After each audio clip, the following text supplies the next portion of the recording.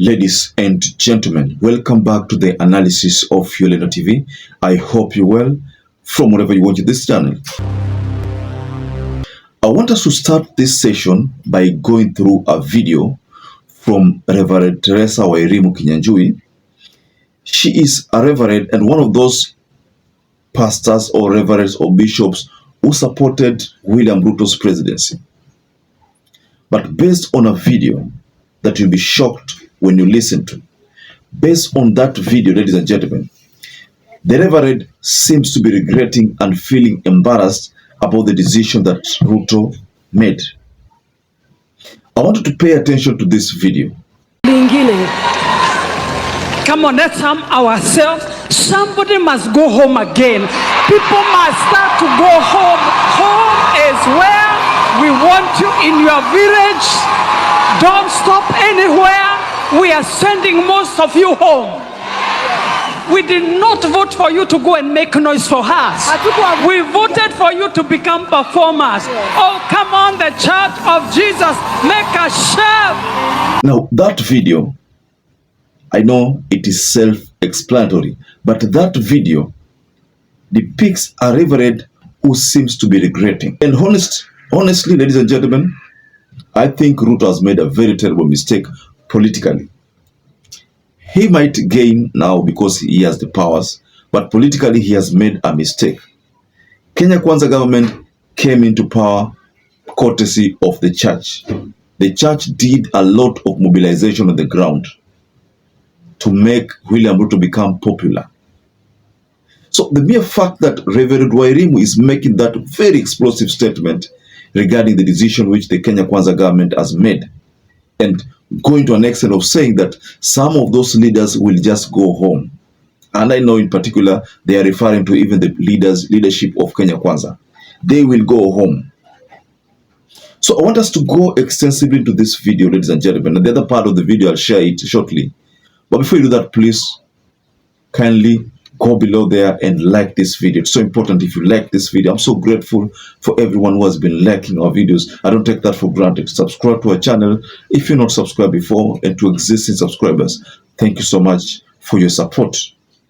The bottom line, ladies and gentlemen, in this complaint coming from the Reverend is that she is regretting. She is totally embarrassed. In fact, she is saying that they must do groundwork to make sure that all these leaders go home. So the message is being sent to William Ruto, and she has made it clear that she is communicating this message to William Ruto. Now, how is this going to affect William Ruto going forward? Just like I explained, right now, Rigathi Gachagua has been kicked out.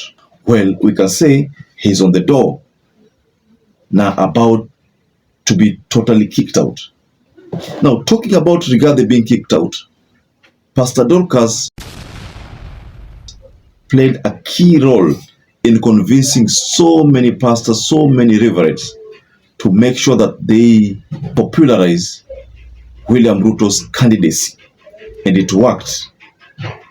So the mere fact that Pastor Dorcas is also one of those people who are regretting now, that should send a lot of shockwaves to William Ruto's campaign team, or William Ruto's team, or we can say in William Ruto's faction. People like Imani Chungwa, and a host of other leaders who played a very critical role in making sure that Rigathi Gachagua was impeached, despite the fact that they enjoy massive following in their regions, but they might lose in the forthcoming general election. I'm foreseeing a scenario where Rigathi is going to form a party. Rigathi is going to make sure that leaders in Mount Kenya join this party, and Rigathi is going to make sure that Mount Kenyans get locked so that William Ruto cannot penetrate that area. I'm foreseeing that to be something that is going to happen. And I'm seeing Rigathi teaming up with people like Uhuru Kenyatta, Maina Njenga, to make sure that Mount Kenya is totally locked. Should that happen, then Kindiki in 2027 will suffer.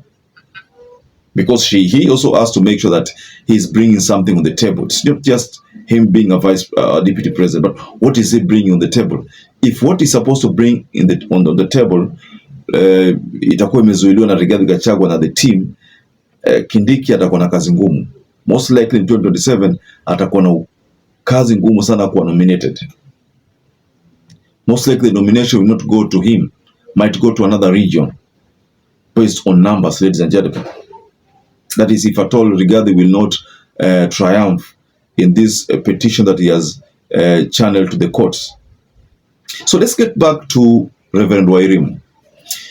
You know, the Reverend was a bit emotional. I don't know how many of you noticed that. I did notice that she was quite emotional. And honestly, she could have been sending a very strong message to people like Martha Koome, people like Philomena Mwilu, and the judges who are handling Rigathi Gachagua's case. This case will be handled by the Supreme Court. That is what I foresee, ladies and gentlemen. It's a very sensitive case which must be handled by the Supreme Court for it for justice to be, seen. Of course, many people are saying that just the way the parliament was captured, even the judiciary will be captured. I don't know whether that is going to happen, but should that happen, it's going to be unfortunate for Rigathi Gachagua. But based on how Rigathi Gachagua, the statements he made, I literally think Rigathi Gachagua was throwing the towel, because there's a statement he made there about telling William Ruto that he can have the country, lakini amwachie watoto wake, aachie familia yake. So that message is a bit explosive to me. I understood it differently, that maybe Rigathi was telling William Ruto that anaweza tu kuongoza na amue venye ataamua, lakini amwachie na amani. So he was trying to concede, based on my understanding, he was trying to concede defeat, because now, despite the fact that he was the second in command, lakini he has been kicked out.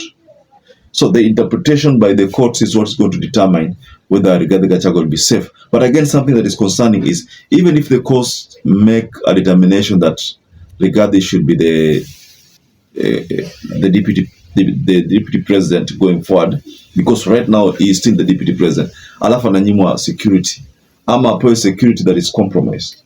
Unajua kuna vitu bado hapa Rigathi Gachagua, ndio maana naona kuna mtu alisema kwamba Rigathi Gachagua ashinde kesi lakini aachane nayo kazi. Ashinde kesi lakini aachane nayo kazi. That was a very, very strong statement. Shinda kesi, wacha kazi. Because of the security to his life. His life is under threat based on what has been circulating, ladies and gentlemen. I want to listen to this other part of Reverend WAIRIMU. Because all the way till now, I have always been thinking that this government is a government of God. Kwa maana wakati huu wote nilikuwa nafikiria serikali hii ni serikali ya Mungu. Because it's the one we voted for. Kwa maana ndio tulioichagua. To our embarrassment. Lakini kwa aibu yetu, it's a government of fight. I was so concerned. Instead of us badala yetu majoring on the things that concern us, the economy of the nation, how we can build ourselves, how we can do this, how we can have better health systems. Kuhusika na mambo ya maana kama kujenga uchumi wetu. You arm yourselves without not giving us a notice. We are also going to arm ourselves. My question is, swali langu ni hili, the government of the day, serikali ya siku. We have heard about the foundation. Tumesikia kuhusu misingi. If the foundation of this nation and this government is God, iwapo msingi why don't you return to the manual book? Mbona usirejee katika kitabu cha maelezo? As a voter, I'm embarrassed. Kama mpiga kura ninaaibika sana. And the next election you must convince me. Na katika uchaguzi ujao lazima unipatie sababu. Yes. We are sick and tired of having noise. Tumechoshwa na kelele. We want performance. Don't arm yourself like you are going for war. Usivae silaha kama unaenda vitani. Arm yourself to serve the nation of Kenya and the people who voted for you. Za kufanyia kazi wa Kenya na watu waliokuchagua. Come on, let's arm ourselves. Somebody must go home again. People must start to go home. Home is where we want you, in your village. Very well, ladies and gentlemen. So I wanted to go below in the comment section and offer a reaction regarding this development. But Perhaps if you're watching this video and you've not subscribed, please take 1 second and subscribe. Like this video. Till you catch up again, stay safe and stay blessed.